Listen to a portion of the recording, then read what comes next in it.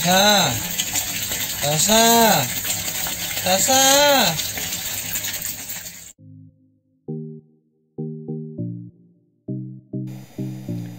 Membius ikan biasanya digunakan untuk mempermudah mengecek kondisi ikan, mengukur ikan, dan melakukan tindakan atau pengobatan pada ikan, seperti mencabut kutu, membersihkan luka, merapikan pola pada ikan atau cutting, dan sebagainya, agar tidak berontak atau melompat yang pastinya dapat mengakibatkan stres pada ikan.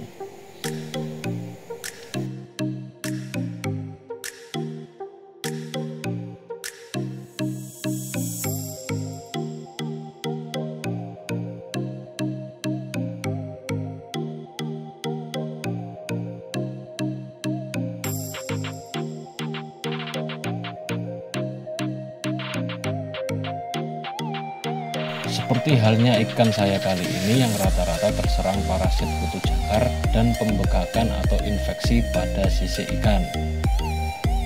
Maka saya perlu membius ikan untuk mengambil kutu atau mengobati infeksi pada ikan.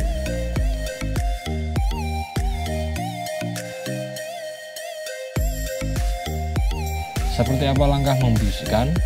Mari kita simak.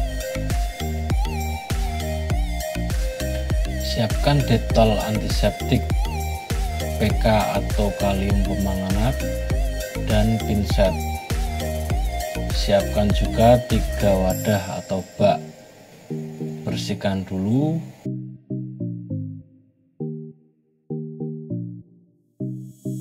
Lalu isi air dengan ketinggian kurang lebih 10 cm.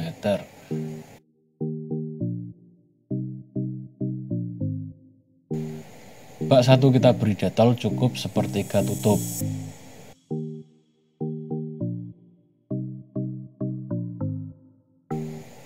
Bak 2 berisi air bersih.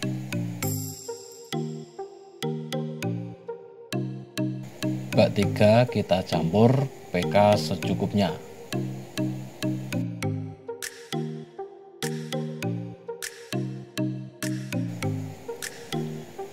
Kemudian mulai kita masukkan satu persatu ikan ke bak nomor 1 yang berisi detol antiseptik.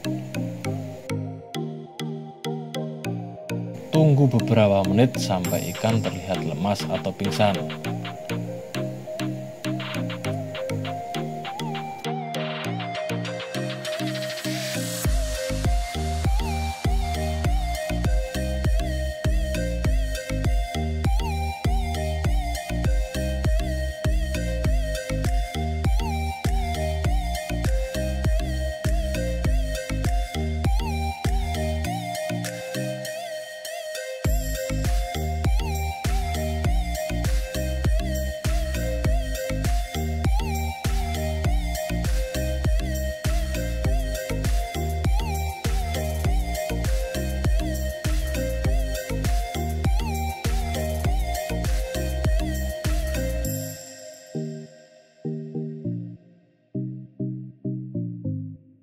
Setelah dirasa pingsan, pindah ke bak 2 dan mulai kita cek tubuh ikan, lalu ambil parasit yang menempel pada tubuh ikan.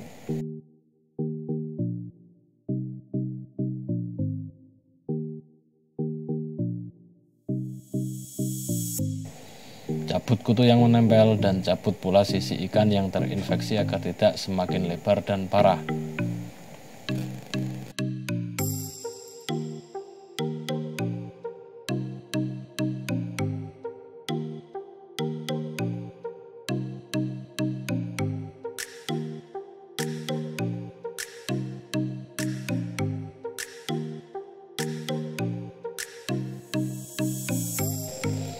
Setelah dirasa cukup bersih, masukkan ke bak nomor 3 yang berisi PK untuk mensterilkan ikan dari infeksi dan luka akibat kutu. Hal ini saya lakukan pada seluruh penghuni kolam utama, kurang lebihnya 24 ekor ikan, karena rata-rata ikan terjangkit kutu dan infeksi pada sisik.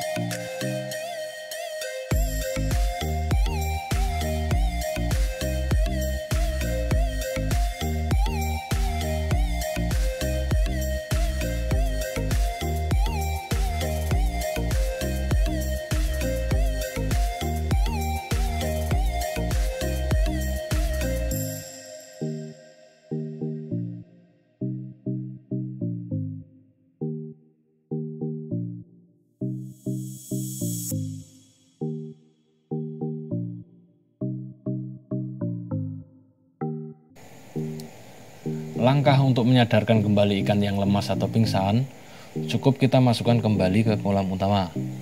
Tunggu beberapa menit, ikan nantinya akan sadar dengan sendirinya. Sebagai catatan, di kolam harus ada aerasi yang cukup pada kolam untuk mempercepat mengembalikan kesadaran ikan.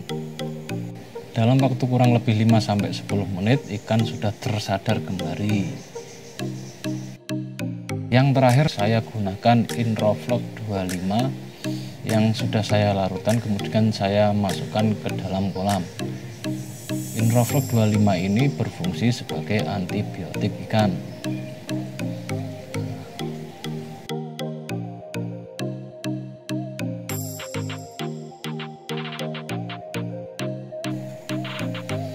Kenapa ikannya kok tidak dipisah atau dikarantina saja? Jadi begini, jamur dan kutu yang menyerang ikan saya masih tergolong penyakit ringan karena ikan masih aktif dan pola makan masih stabil. Jadi setelah penanganan atau pengobatan langsung saya kembalikan ke kolam utama dan tidak perlu karantina terpisah.